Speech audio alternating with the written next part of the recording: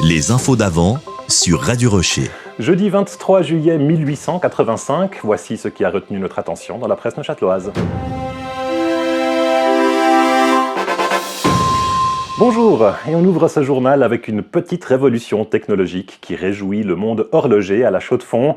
En effet, dans les montagnes, on parle avec éloge d'une nouvelle montre entièrement établie par M. Spielmann, fabricant d'horlogerie à la rue du Parc 60.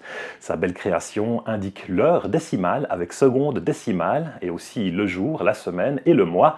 Un ingénieux mécanisme joue en outre le rôle de chronographe. Le cadran est de 12 et 24 heures avec seconde de 60. Le tout est actionné par une seule force motrice. Cette montre unique fait l'admiration des personnes compétentes.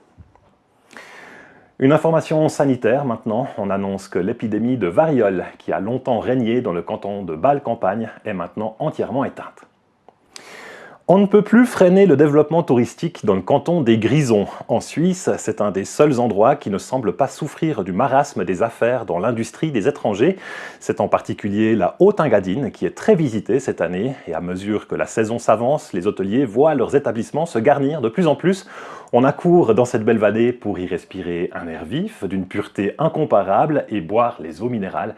À Saint-Moritz, on dénombre actuellement 1 millier de visiteurs. Parmi eux, quelques vedettes, puisqu'on annonce la prochaine arrivée de la princesse Guillaume, c'est-à-dire la femme du petit-fils héritier de l'empereur d'Allemagne, rien que ça. Mardi soir, à la promenade du Pascar, près de Bienne, un affreux accident a eu lieu lors du passage du train de 7h42 pour Neuchâtel. Un petit garçon de 6 ans traversa imprudemment les rails et le fit si malheureusement qu'il se heurta contre un des wagons en marche et fut projeté sous les roues de celui-ci. On s'étonne aujourd'hui que les accidents ne soient pas plus nombreux à cet endroit, la surveillance y laissant beaucoup à désirer.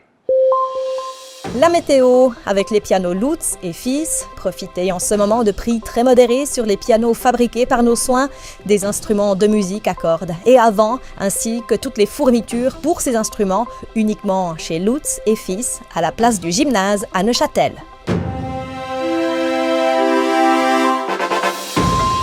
La grêle de cet été a exercé des ravages importants. Lucerne et Zurich ont été particulièrement touchés.